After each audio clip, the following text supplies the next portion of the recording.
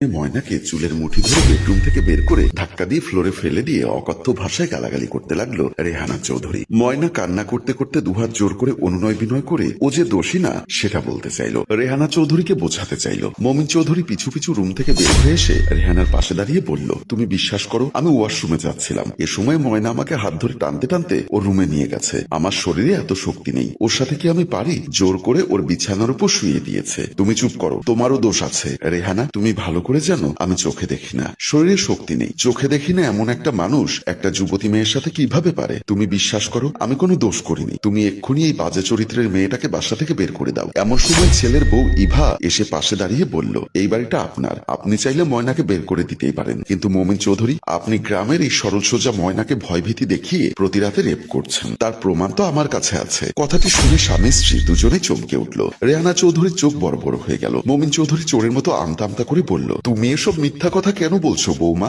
আমি কোনো মিথ্যা কথা বলছি না, যা সত্য তাই বলছি। আপনি শুধু এই মেয়েটাকে না, ওর আগে যে কাজের মেয়ে জুলেখা ছিল ওর শরীরেও হাত দিয়েছিলেন। রেহানা চৌধুরী বলল, বৌমা তুমি যা বলছো তা কি সত্যি? আমাকে সবকিছু খুলে বলো। আম্মা সব ঘটনা শুনবেন? তাহলে শুনুন। 3 মাস আগে জুলেখা আমাদের বাসায় কাজ নিয়েছিল। আমি রাত 2টোর দিকে ওয়াশরুমে যাওয়ার জন্য রুম থেকে বের হতেই দেখতে পেলাম আমার শ্বশুর আস্তে আস্তে ডানে বামে তাকিয়ে জুলেখার রুমের দিকে যাচ্ছে। আমি অবাক হলাম, মনে মনে বললাম এত রাতে আব্বা জুলেখার রুমের দিকে যাচ্ছে কেন? ভাবতে ভাবতে আমিও তার পিছু নিলাম। আব্বা রুমের ভেতর প্রবেশ করলো। আমি রুমের সামনে এসে পর্দা ফাঁকা করে ভেতরে তাকাতেই দেখলাম আব্বা জুলেখার মুখ চেপে ধরেছে। জুলেখা আব্বাকে ধাক্কা দিয়ে ফেলে দিয়ে বলল, আপনি এর আগেও 2 দিন আমার কাছে এসেছেন, আমি আপনাকে বারবার বলেছি আপনি আমার সাথে এমনটা করবেন না, আমি আপনারে খালু বইলা ডাকি, কিন্তু আজও আপনি এসেছেন। এখন এই মুহূর্তে রুম থেকে বের হয়ে যান, তা না হলে আমি চিৎকার দিন। আমি অবাক হয়ে গেলাম, মনে মনে নানা প্রশ্ন জাগলো। আব্বাকে মনে মনে ছিছি করতে লাগলাম। আব্বা বলল, তোকে বলেছি প্রতিবার আসবো আর তোকে 1000 করে টাকা দিব, কিন্তু তুই রাজি হচ্ছিস না কেন? প্রয়োজনে 2000 দিব, তারপরও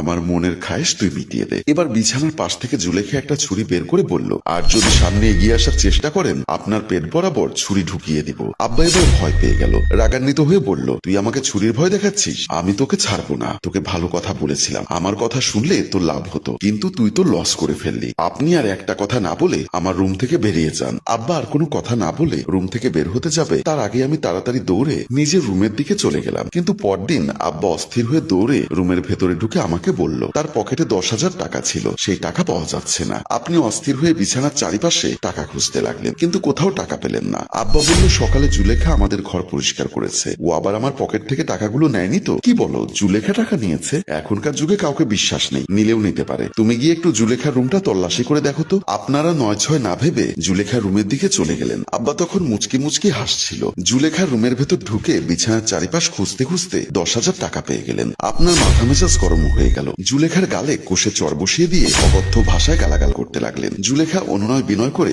অনেকবার আপনাকে বোঝাতে চেয়েছে, কিন্তু আপনি ওর কথা বিশ্বাস করেননি। মিথ্যা অভিযোগ দিয়ে জুলেখাকে বাসা থেকে বের করে দিলেন। আমি দূর থেকে দাঁড়িয়ে সবকিছু দেখে নীরব ছিলাম। কিন্তু নীরব কেন ছিলাম জানেন? মান সম্মানের ভয়ে আমি নীরব ছিলাম, কারো কাছে কিচ্ছু বলিনি। মিথ্যা কথা। বৌমা তুমি আমার নামে সব মিথ্যা কথা বলছো। রেহানা চৌধুরীর আগে ফোঁসফোঁস করতে করতে উত্তেজিত হয়ে বলল, একদম চুপ করো, আমি বৌমার মুখ থেকে আরো কিছু কথা শুনতে চাইছি। আপনি এই বয়সে সত্যটাকে কেন লুকোতে চাইছেন? নিজের এক পা কবরে গেছে, তারপরও নিজের চরিত্র কেন পরিবর্তন করতে পারেননি? রেহানা চৌধুরী বলল, বৌমা এত কথা না বলে বলো ময়নার সাথে তোমার শ্বশুর কি করেছে আর তোমার কাছে কি প্রমাণ আছে? ইভা এবার মোবাইল বের করে মোবাইলের গ্যালারি থেকে একটা ভিডিও বের করে তার শাশুড়ির সামনে ধরলো। ভিডিওটা দেখতেই রেহানা চৌধুরী চমকে উঠল। রান্নাঘরে ময়না কাজ করছিল। এমন সময় মমিন খান রান্নাঘরের সামনে এসে বাসার চতুর্দিকে তাকিয়ে আস্তে আস্তে রান্নাঘরের ভেতরে প্রবেশ করে ময়নার পেছন থেকে জড়িয়ে ধরল। ময়না নিজেকে ছাড়িয়ে নিতে বারবার ইশারায় অনুনয় বিনয় করতে লাগলো। মমিন খান ময়নাকে ছেড়ে দিল। ময়না দৌড়ে রান্নাঘর থেকে বের হতে যাবে, মমিন খান হঠাৎ করে ময়নার হাত ধরে দাঁড় করিয়ে ফেললো। ময়না আবার ইশারায় কান্নাকাটি করতে করতে